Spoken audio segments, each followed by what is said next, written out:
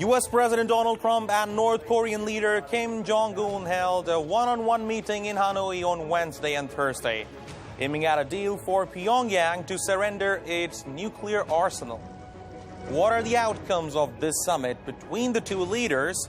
Let's find out in this episode of The Brief.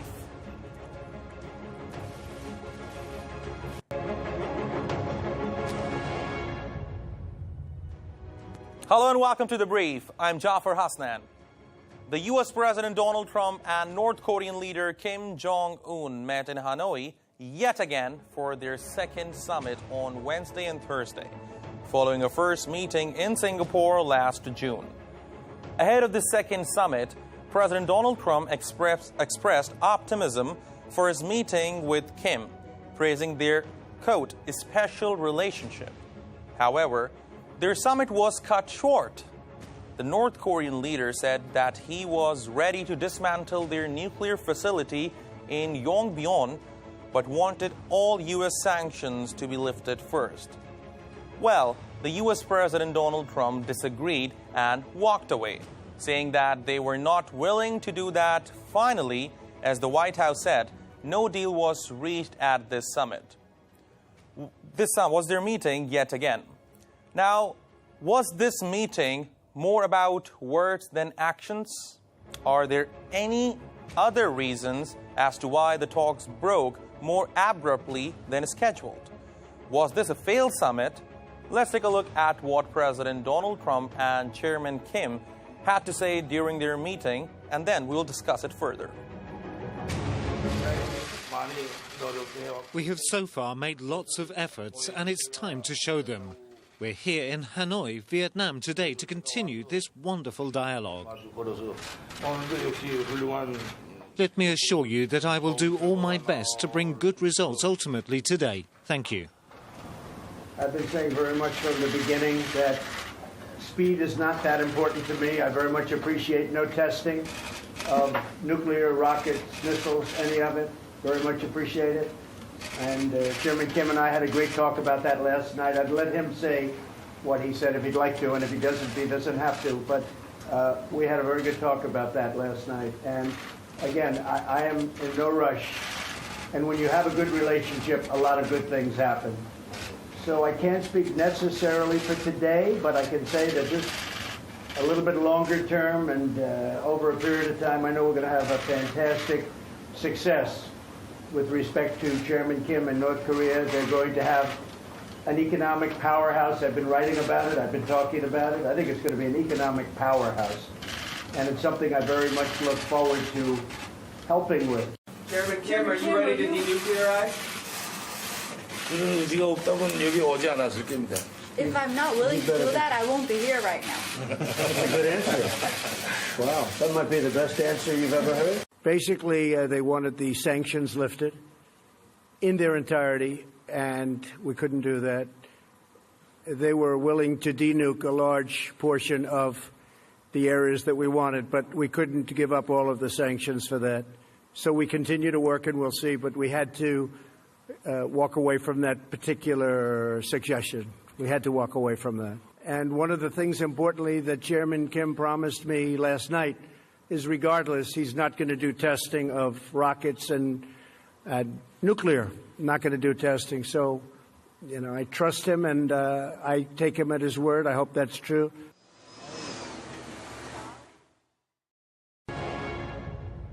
And now to discuss the second summit between the U.S. President Donald Trump and the North Korean leader Kim Jong-Un. Joining me now from Albuquerque, New Mexico, is Eric Sirotkin, a lawyer. Eric, pleasure to have you back on the program. Now, let me just start you by asking, was this expected? Well, as I mentioned the other day, I don't know quite what to expect when Donald Trump heads into negotiations, or Kim Jong-un for that matter. I think that, and I've been to North Korea 4 times. I've been to Washington. I've met with the State Department. I've been trying to get people to engage on a different level. Unfortunately, if you're not going to offer a peace resolution, which isn't being talked about that much right now by the media, then you're not going to get peace in Korea. This has been, when you step into the shoes of the North Koreans, and I've met leaders there and I've spent time there, you can understand their nervousness about the United States, just as we are nervous about North Korea and its nuclear stockpile. However, I think in light of who the Trump administration has brought in to the administration over the past year or two around Korea issues, these are people who see regime collapse as being a goal and an objective. And so if you're going in with that behind-the-scenes attitude, lay down your weapons, trust us, in this climate, it seems like it's bound to failure. Now, Eric, was it too premature for Donald Trump to hold a second summit with Kim Jong-Un, given the fact they met only 8 months before in Singapore? And even in that summit, we did not see any substantial agreement. Well, personally, I think it's premature to talk about nuclear weapons and human rights and these other very, very important issues without a peace treaty and a recognition of a country's right to exist, at least, by formal diplomatic relations. This is how we do diplomacy in the world. And so it's premature, I think, without some peace regimen to take these steps. However, the president's pretty unpredictable. And if his aides had gotten, I'd be really shocked that some agreement that they had a signing ceremony set wasn't on the table, and that somehow Mr. Trump didn't like what he heard and consequently decided a better strategy was to walk away. Whether that was planned, whether that was a spur-of-the-moment thing, history will tell us. But at this point in time, I think that these two sides have some serious thinking to do, because what did the U.S. bring to the table? What did they bring to trade? No one's talking about that. If they don't want to lift sanctions, they didn't talk about what sanctions they would lift. We've not heard any of this, let alone what would be a treaty to end this state of war for nearly 70 years. So we need to know a lot more, and we haven't heard it yet. Okay, now moving forward, I believe that millions of dollars must have been spent on organizing this summit between the U.S. president and Chairman Kim. Now, don't you think that the Trump administration should have planned it in a better way and known that Kim Jong-Un is not willing to denuclearize until and unless the U.S. lifts all sanctions imposed? Well, the question is what comes first, but there should be an agreement if he'll denuclearize. I mean, this is not rocket science, excuse the sad pun. This is really something quite capable to say, hi, we will lift all sanctions if we set up a full denuclearization plan.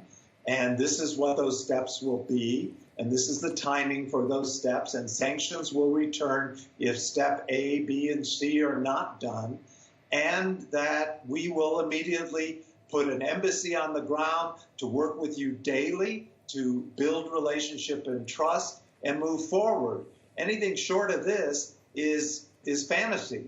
And so consequently, the White House administration, you would have thought, did not have in mind the collapse of this summit without some form of agreement, particularly with all the pressure at home with Donald Trump right now. So I think that the goal going forward has to be to secure this peace treaty, but lay it on the table. You're either willing to lift sanctions in exchange for denuclearization, say it, we will.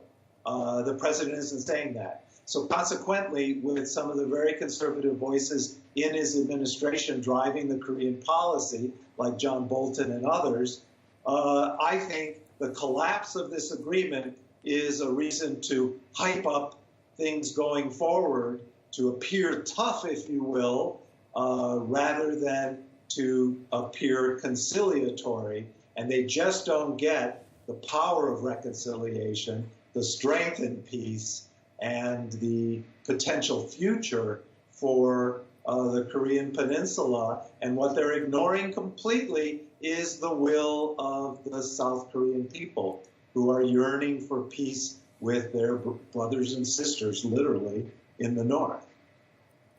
Now, Eric, wouldn't you agree that the only achievement from this summit-style diplomacy between the U.S. President Donald Trump and North Korean leader Kim Jong-Un has been good relations between the U.S. and North Korea? Other than that, the main goal has still not been achieved, which was to completely denuclearize the Korean Peninsula. Well, I mean, the question becomes, what do we think the North Koreans are going to do with their nuclear weapons? Are they interested in sending a nuclear weapon to Seoul and killing millions of people? I mean, I don't think there's anyone who really believes that. Are they trying to take on China or Russia or Japan in that vein? I mean, the nuclear weapons are seen as a deterrent to an invasion of their country. I think anyone with any common sense in this area or who've read history at all know that that's the case. So consequently, the fact that there may be more peaceful relations between the U.S. and North Korea, more channels for dialogue and discussion, is a positive development. The fact that we put all the hype into this to say the goal is denuclearization, get the nuclear weapons out of their hands. I mean, do we talk about getting the nuclear weapons out of Pakistan's hands? I mean, Pakistan has nuclear weapons. The Taliban has been living in their mountains for years. We know that. We know the link to terrorism and otherwise that from certain forces there. We know human rights are an issue there. We're not talking about demilitarizing Pakistan. We have to kind of accept the situation, frankly, as it is right now, recognize that they don't need nuclear weapons if there was true peace in the region and a lifting of sanctions. So when I've laid out to both the North Koreans in Washington, to the State Department, a 10-point plan for peace that I put in my book, Witness, and there it is about engagement. It's about, in a tug-of-war, letting go of the rope, establishing formal diplomatic relations, stopping the demonization. We've taken steps on that type of path toward peace. However, unless we move forward with a deeper commitment and do it publicly, I mean, I don't think negotiations like that have to be in secret. We will lift sanctions. Say it, Donald Trump. We will lift all sanctions if you fully denuclearize. Let's figure out how to do that. We will establish immediately, not as a precondition, peace, because we want stability and an embassy and an ability to have a relationship going forward so we can both learn from each other and correct the pain and tragedies of the past. It's not a hard thing to do with true leadership and with true intention. And so what I come out of this thinking is there was very little intent to have an agreement right now, and that somehow they feel that formal relations, et cetera, is a carrot to offer in some negotiations down the line, and they totally miss the point, and they show no understanding of the people in the DPRK, North Korea. So with that level of misunderstanding, we're going to be stuck in this circle, in this perpetual circle. Eric, you have, I think you've raised a very important point here. Now, talking about Pakistan and India, we all know that they were at the brink of a war, and they both have nuclear weapons. Now, don't you think that rings a bell that the world should speed up in its effort to denuclearize the Korean Peninsula? Because we certainly would not want to see something similar between North and South. Well, you know, in the end, North and South have for decades had ministers who work on reunification and unification. North and South have had a couple very good agreements, and President Moon has started this process. Of course, we would not want to see the North and South have this battle. But frankly, the North and South aren't enemies for decades in the traditional sense at all. They are millions of separated families that the U.S. separated the border and installed troops throughout South Korea.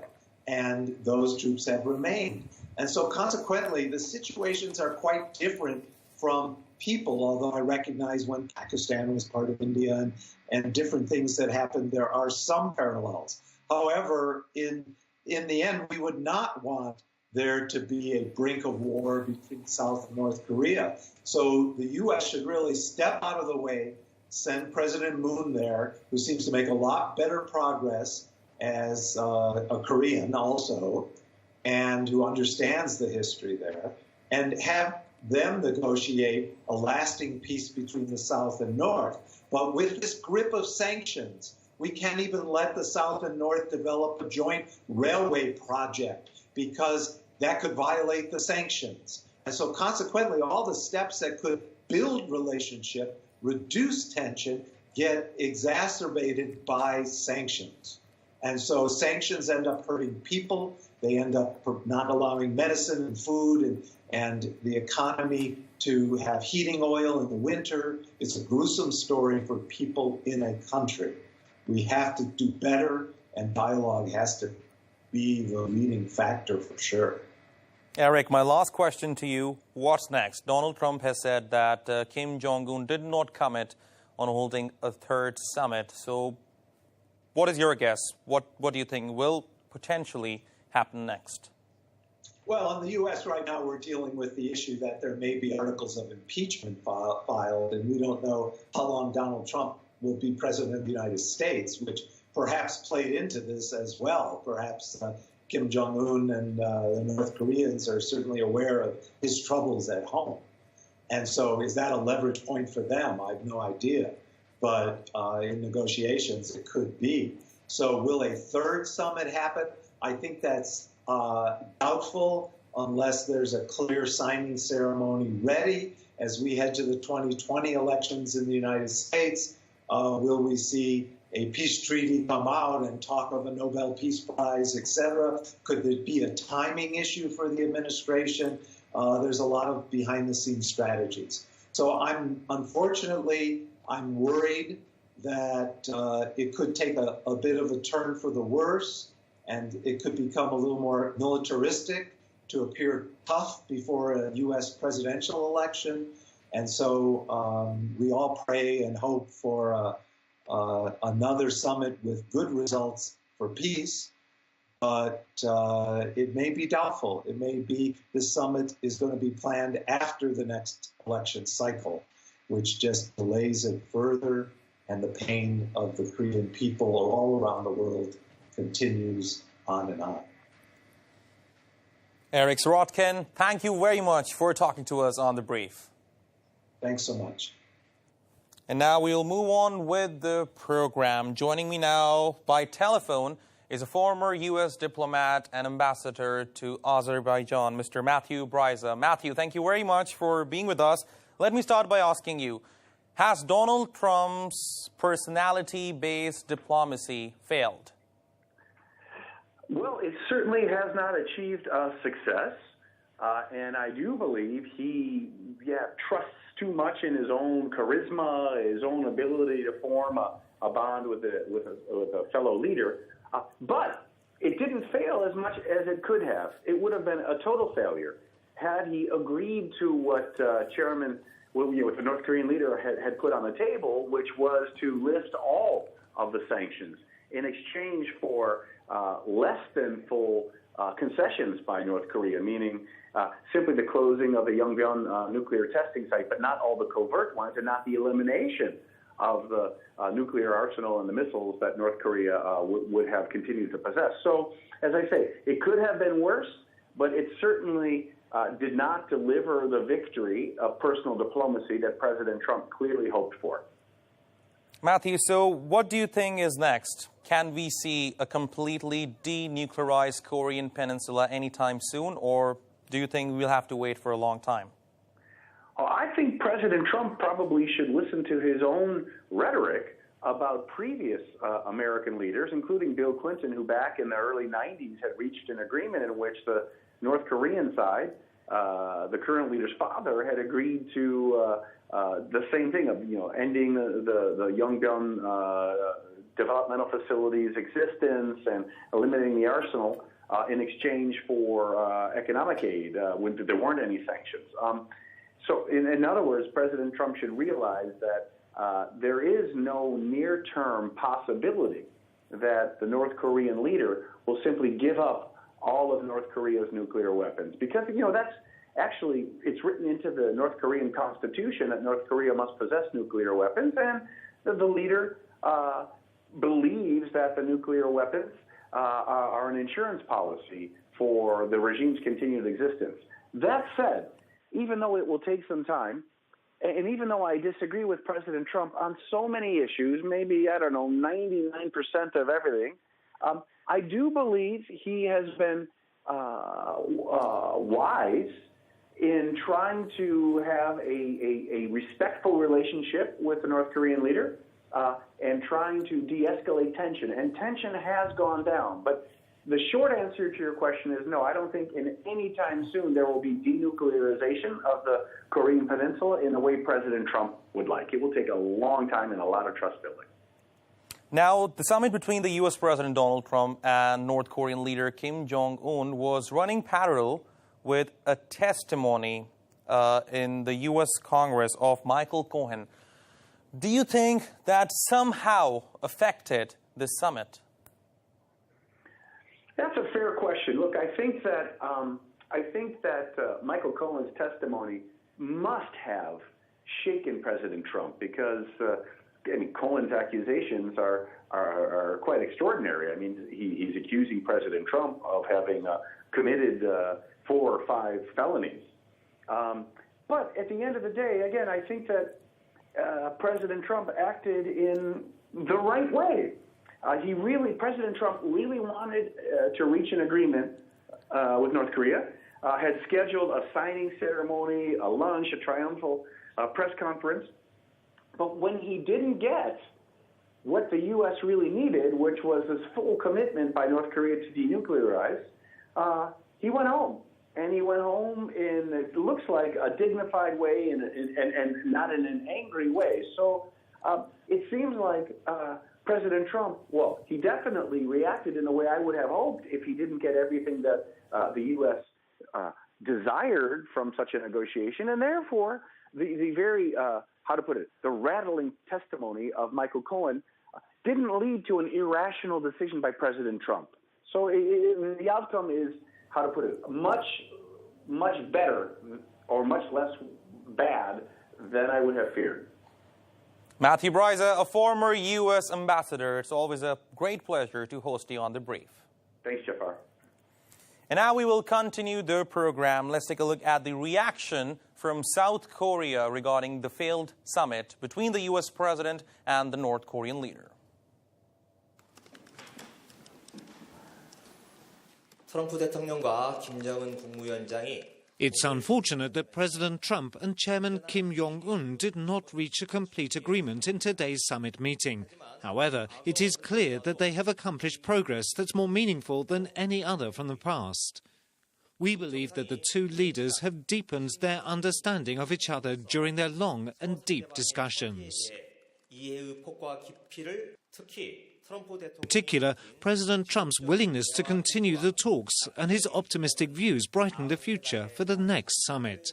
President Trump raising the possibility of sanctions relief in exchange for nuclear disarmament steps from the North shows that nuclear negotiations between the countries have entered an elevated level. We hope that US and North Korea continue active talks at various levels based on the results of their discussions at this summit.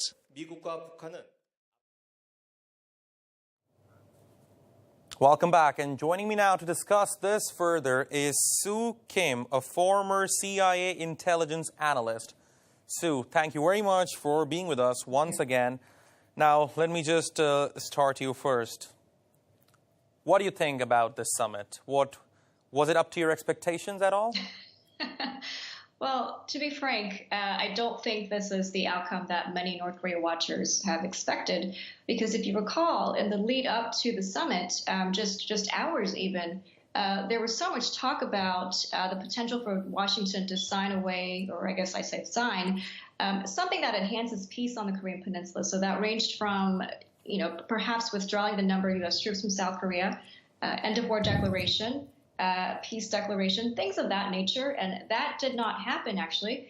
And when we heard that from Sarah Sanders, that the talks were cut short by about 30, 45 minutes, that there would be no luncheon, that there would be the signing of a joint agreement, we sensed that things were awry and perhaps things did not go well between the two leaders when they were actually trying to hash out the agreement.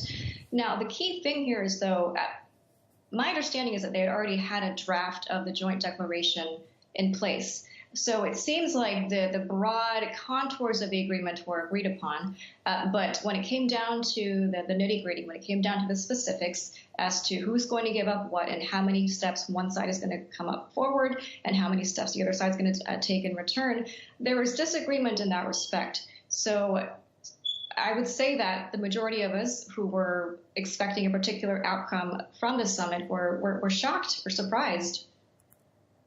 Okay, now moving forward, the South Korean government has expressed their disappointment in the summit between the U.S. president and the North Korean leader. Now, in light of the recent developments, where do you think the South Korean government going forward? Well, so President Moon had actually announced that on March 1st, which is the 100th anniversary of the independence movement, he was going to announce a program of inter-Korean cooperation to really assert and drive home the notion that the peace regime, the Korean peace regime, is going to be led by the Koreans and no other party. So that was actually going to take place tomorrow. And now that talks have actually turned out the results of the talks have turned out not the way that he expected, and Washington did not tell Seoul in advance of this decision, I would expect South Korea to sort of rejigger, to reposition itself. There is going to be some explaining by President Moon as to how he is going to continue to drive this process forward, whether or not he's going to remain firm on his commitment to solve the North Korea problem, to bring peace on the Korean Peninsula. Now, Donald Trump has maintained that the relationship between the U.S. and North Korea are still friendly. Does this in any way affect South Korea? Well, so he said that the relationship was friendly. He called Kim Jong-Un a character. He said that he was a good guy. Things that we heard from Donald Trump all this while. So that's not really out of the norm. For South Korea, though, it's, again, President Moon had initially said that he was going to perform the role of the driver of the whole Korean Peninsula peace process. Now that the relationship between Washington and Pyongyang, now that divide seems to be still wide and there's still a lot of things to be worked on, he's in a tough position where he's not in control, where he has to look to Washington to see how Washington is going to respond. Kim Jong-un likely will not enter into provocation soon. There's calculus on his part to think about as well. But again, we're all sort of in this reactive, responsive kind of mode right now. Stay with us. I would like to welcome our next guest for tonight's show, Mr. Greg R. Lawson. Now, do you think that we should involve more countries in such summits, more actors, let's say, China, Russia, and South Korea? No, not necessarily. I think that's been historically the discussion point. I know that the United States has always talked about, there used to be the four-party talks, and there's been a lot of discussions about that. But at the end of the day, I think one of the big questions that the United States needs to ask itself in this context is, what are we looking at? I mean, South Korea obviously is going to play a role by virtue of its geographic location. But I don't think we have to bring in everybody under the sun into this discussion point. I think that this has been the historical diplomatic gambit that has always been played, and it hasn't gotten us very far. I'll be interested to see what the fallout from this apparent breakdown in the summit turns out to be. But at this point, there needs to be a real conversation direct between the United States and North Korea. We've obviously now had 2 summits. This one didn't go well. But in order for there to be an technical end to the Korean War that's obviously been going on since the 1950s, and to finally put that over, that's going to come up between the U.S. and it's going to require a continuing direct dialogue. And I think that bringing in too many cooks makes the situation complicated. I think there needs to be a strong framework up front between those 2 powers, and then other folks can discuss what roles they want to play. But this is a direct dialogue, and I think it should continue. Okay, now, Sue, let me ask you the same question. Do you think that more actors should be involved in such summits, let's say China, Russia, and South Korea? Well, I think the question is not should more actors be involved at this point. We have to think about the timing. But I think the question is, would they want to get involved at this point? And I would say the answer is a tentative yes, in that, especially from South Korea's perspective, where they do have a stake in it, both in terms of relationship with the United States and also inter-Korean relations. Moon is in a very tough position. So I suspect that at some point there would be a call between Washington and Seoul, perhaps between Seoul and North Korea as well. And Moon might even want to take a trip to Washington to talk to President Trump. Japan, too, has also had some sort of a say in it, although there's been speculation that Japan was being sidelined. But the interest of Tokyo's interest is also part of this whole process. It's a regional issue. So in the broader context, I would predict that China, Russia, Japan, South Korea would want to get involved. But it's not just about doing it. It's about a matter of timing, when the right timing is, when it's appropriate to do so, because at this stage, it's still a standoff between the United States and North Korea, to a certain extent South Korea. Now, Greg, given the fact that the Singapore summit was more about words than action, would you agree that it was quite premature for the U.S. President Donald Trump to move forward with a second summit with the North Korean leader? Not necessarily. I think that, again, one of the challenges with this has been we've been dealing with this for a very long period of time, and we've dealt with it in a number of different formats, and none of them have really worked out the way that people want, and we continue to come back to the same situation. So kind of like the Gordian knot, really. Somebody has to play the role of Alexander the Great and just cut through the knot, because trying to play different games and try to unthread this thing and untangle it has proven to be next to impossible. And I think that given the fact that the United States is the ultimate player from the historical standpoint, and with its what it's doing in terms of its deployments, obviously it's got the troops there in South Korea and everything else, it only makes sense that the United States is going to take a lead role in whatever diplomatic moves there are. And in a sense, I think President Trump is very interesting in a way. People may find this kind of odd to consider, but he's almost more like President Nixon than any other president that I can think of. And I don't know that he has all of the, obviously, the intellectual background on diplomacy and foreign affairs the way that Nixon did before he ascended to the presidency. But Trump has instincts that are very Nixonian.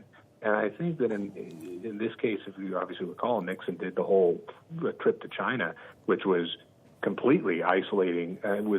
Other countries weren't informed of that. In fact, his own Secretary of State at the time wasn't even told that Kissinger was going to go to China back when the preliminary discussions first took place. And I think that in a sense, this is what Trump's trying to do. And I think that it makes sense, again, given the context. I mean, if this was the first time we were trying to have a discussion, then I think it would make sense for all the other people to be involved. But what are you going to do that hasn't already been tried in any multiple types of formats? So I think Trump is trying to go big. I'm not sure that he even made the right call here. I mean, one of the big questions is, how realistic is it to even get denuclearization? I think that this is the time that we need to really think about what is the end game here. And if the end game is complete and verifiable denuclearization, I know that's the policy of the United States, but is that a realistic policy, or do we need to recalibrate what our expectations are? And then can that be embedded in a larger geopolitical framework that doesn't just involve North Korea and South Korea, but also does at that point involve China, Japan, and a lot of the other nations? Soo, let me get your views on this. Is a complete denuclearization of the Korean Peninsula a realistic policy of the United States or not? Well, I think what happened during the talks yesterday is it's a good case example in showing that there are limits to North Korea's ability to move forward. But as pointed out previously, complete, verifiable, irreversible denuclearization has been a dream long far gone. The Trump administration had been satisfied up to this point of just no nukes and no missile testing. Yesterday, however, the argument or the debate came down to North Korea unwilling to take the next step beyond just offering up Yongbyon. In return for that, North Korea wanted lifting of full sanctions. And for the United States, it's like, well, we're giving you concessions in return for something that you've been using several times over to give us the impression that you're going to denuclearize. So complete irreversible denuclearization from North Korea in any time frame, it's highly unlikely. And to actually go back to the point about the Gordian knot, it actually exemplifies how tough the problem is with North Korea. It's a historical problem. It has to do with North Korea's survivability. The fact that it keeps retaining onto its nuclear weapons, it shows that its survival depends on it. So if we understand what nuclear weapons means to North Korea, how it's a bargaining chip, how it's an intimidation tool, how it forms the basis and the identity of the country, you have to be, I don't want to use the word skeptical, but you have to be a little bit more, I guess, scaled back in what we can expect from Kim. Now, moving towards the end of the program, Greg, let me ask you my last question. By cutting the summit short, is Donald Trump implying that a no deal is better than a bad deal? Yes, that's what he's basically saying. And I think he's saying that for a whole host of reasons. I think this is consistent with how he has conducted himself throughout his life in his real estate transactions. I think it's also he recognizes that political consequences at home. I mean, he's got both Democrats and Republicans that will attack him for anything that smacks of weakness. Ironically enough, considering the fact that how many weak deals have been done in the past with his predecessors, I'm not sure that there's a lot of truth to those criticisms, but politics isn't always about what's true. It's about what the appearance is, and it will definitely be a problem. So I think he's saying, I'm not going to do this. You got to give me something here. I would prefer to see an even bolder gambit by this administration. I mean, I think that we should go big and put this in the context of China and a lot of the policies the United States has vis-a-vis China. But I'm not sure that we're going to get there. I think we're going to probably be stuck in the same sort of situation where we're going back and forth over things like what are we going to do with the Yongbyon plant? What are we going to do on the inspections and all that? I think it's unfortunate because what just happened is Trump is trying to telegraph what he thinks is the right thing, but I think we missed a golden opportunity to reset the chessboard in East Asia. So I think it's going to be a bit of a problem, not so much because of the nukes, but because of the larger geopolitical implications regarding trying to get North Korea kind of sheared off of always being totally reliant or largely reliant on China. So I have a little bit of a different perspective, I think, than a lot of folks in America do on that, but I think that's really the game, even more so than the nukes. All right, Greg Lawson and Soo Kim, thank you very much for talking to us on The Brief. The failed summit had set the security clock on the Korean Peninsula back to zero. The efforts to defuse the nuclear standoff with Pyongyang was now at a crossroads. The no-deal outcome is also particularly bad news for the South Korean President Moon Jae-in, for it means that further meaningful engagement between North and South Korea, especially economic engagement, is now off the table. What's more important than this summit is that we have to encourage the leaders and the people of North and South Korea to do more to bring lasting peace to the peninsula, with a commitment to denuclearization and to ending decades of hostilities. I'm Jaffar Hasnain. See you next week.